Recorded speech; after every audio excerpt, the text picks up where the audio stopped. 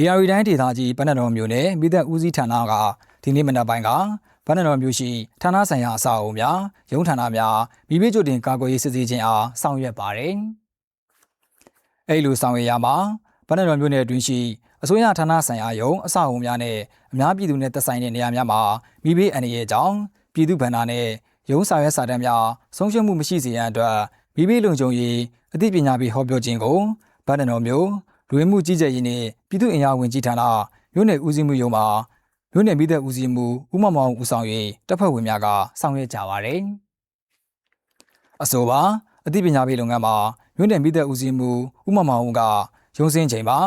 လက်စင်မီများအားလုံးပိတ်ထားရန်ရုံးဘက်ဝန်းကျင်မှာမိဘအန္တရာယ်ကြိုတင်ကာကွယ်ရေးတပ်မိချိန်မိကတ်တဲပုံးရေပုံးများအသင့်ထားရှိရန်စတဲ့အကြောင်းအရာများအားဟောပြောခြင်းမိသက်ဦးစီးဌာနရဲ့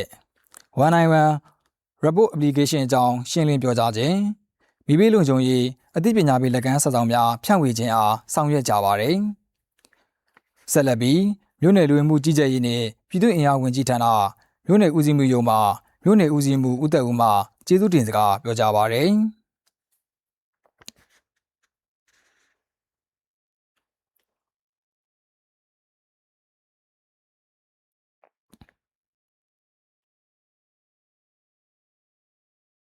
ဆက်လက်ပြီး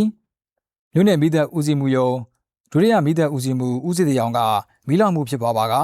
ကနဦးမင်းကျင်းတရေ DCB မိသက်စေဘူးအသုံးပြုနည်းကိုရှင်းလင်းပြသပြီးမီးလောင်မှုအားလက်တွေ့ငြိမ်းသက်ခြင်းများကိုလူဝင်မှုကြီးကြပ်ရေးနှင့်ပြည်သူ့အင်အားဝန်ကြီးဌာနမြို့နယ်ဦးစီးမှုရုံးမှဝန်ထမ်းများကဆောင်ရွက်ခဲ့တယ်လို့သတင်းရရှိပါရခင်ဗျာ။